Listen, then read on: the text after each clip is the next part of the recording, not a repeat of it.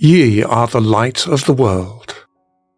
Let your light shine before men, that they may see your good works, and glorify your Father, which is in heaven.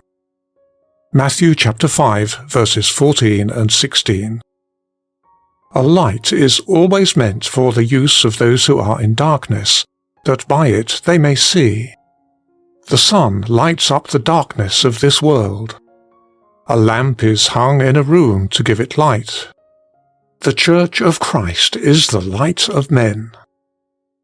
As the rays of light stream forth from the sun and scatter that light all about, so the good works of believers are the light that streams out from them to conquer the surrounding darkness.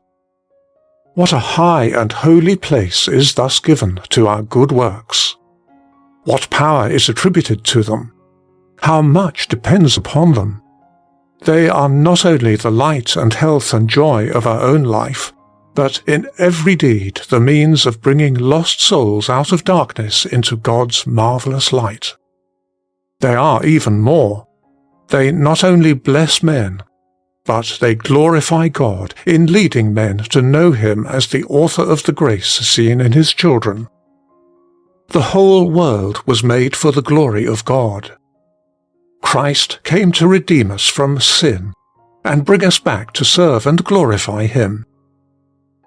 Believers are placed in the world with this one object, that they may let their light shine in good works so as to win men to God.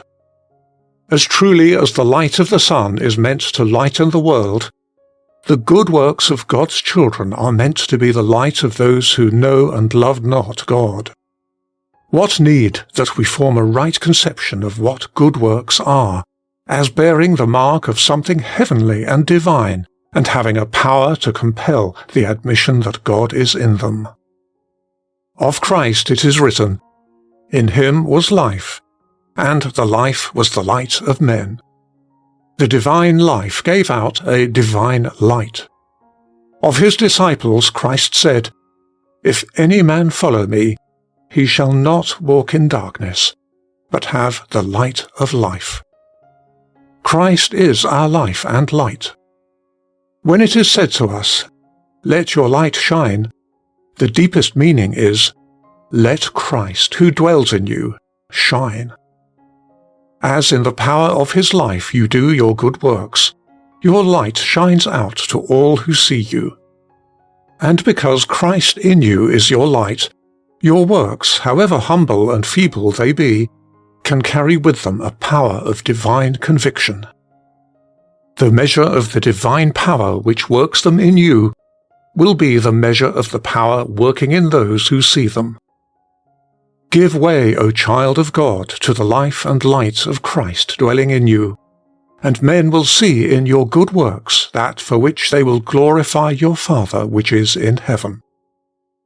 As needful as that the sun shines every day, more so is it that every believer lets his light shine before men.